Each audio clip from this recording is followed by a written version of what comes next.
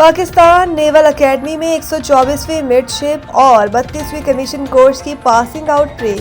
Commander royal Bahrain naval force rear admiral Ahmed Mohammed Ibrahim Al Bin Ali اس پروقار تقریب کے مہمان خصوصی ہیں۔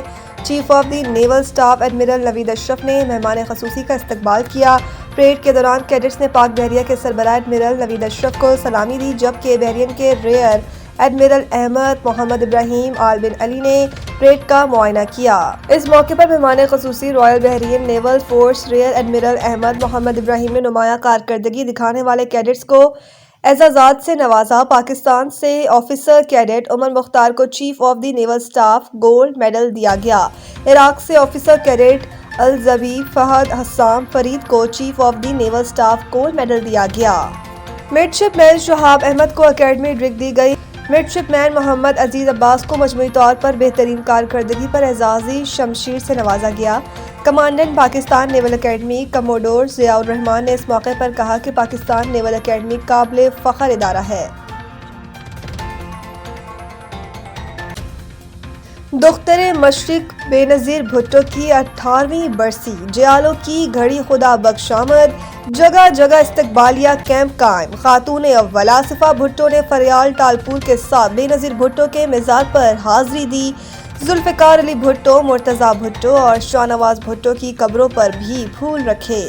General secretary peoples party Sindh senior Waqar Mehdi سمیت دیگر رہنماؤں اور جیالوں نے بھی بے نظیر بھٹو اور بھٹو خاندان کی دیگر شخصیات کی قبروں پر حاضری دی۔ حکومت سندھ نے سابق وزیر اعظم شہید محترمہ بے نظیر بھٹو کی برسی پر عام تعطیل کا اعلان کیا۔ وزیر اعظم آزاد کشمیر فیصل ممتاز راٹھوڑ نے بھی شہید بے نظیر بھٹو کی برسی کے موقع پر آج آزاد کشمیر میں عام تعطیل کا اعلان کر دیا۔ 27 دسمبر 2007 کو راولپنڈی کے لیاقت باغ میں جلسے سے واپسی پر ان پر جان لیوا حملہ کیا گیا اور یوں عوام کی یہ محبوب لیڈر المناک انداز میں دنیا سے رخصت ہو گئیں۔ بے نظیر بھٹو کو لاڑکانہ کے گھڑی خدا بخش میں والد ذوالفقار علی بھٹو اور بھائیوں مرتضیٰ بھٹو اور شاہ نواز بھٹو کے پہلو میں سپرد خاک کیا گیا۔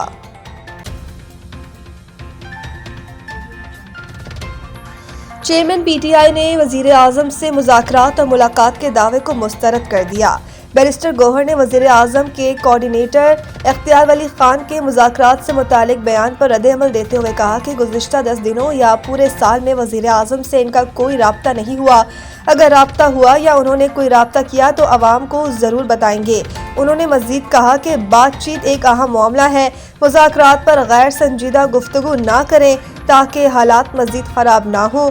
واضح رہے کہ گزشتہ روز اختیار ولی خان نے دعویٰ کیا تھا کہ 10 روز میں بیرسٹر گوہر نے 3 مرتبہ وزیر اعظم سے مذاکرات کے لیے منت کی تھی۔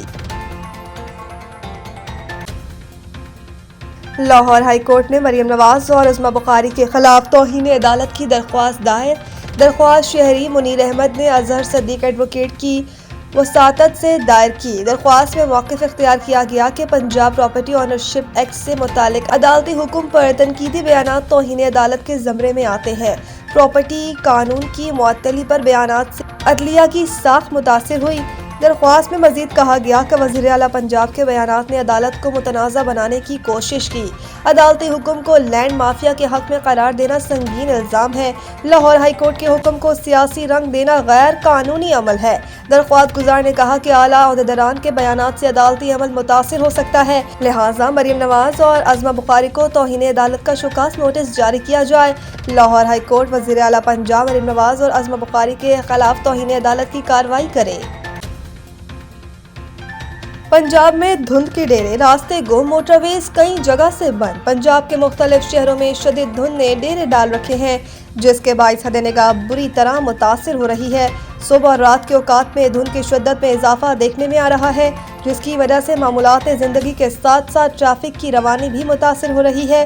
دھند کے باعث کئی اہم شاہراہوں اور موٹر ویز پر سفر کرنا خطرناک ہو گیا ہے۔ موٹر وے پولیس کے مطابق حفاظتی اقدامات کے تحت موٹر وے M2 کو لاہور سے ہرن مینار تک ہر قسم کی ٹریفک کے لیے بند کر دیا گیا ہے۔ اسی طرح موٹر وے M3 فیض پور سے جڑاوالا تک، جبکہ موٹر وے M11 لاہور سے سیالکوٹ تک بند کر دی گئی ہے۔ موٹر وے پولیس کا کہنا ہے کہ دھند کے باعث حد نگاہ بعض مقامات پر चंद मीटर तक महदूद हो गई है, जिससे हादसात का खतरा बढ़ सकता है।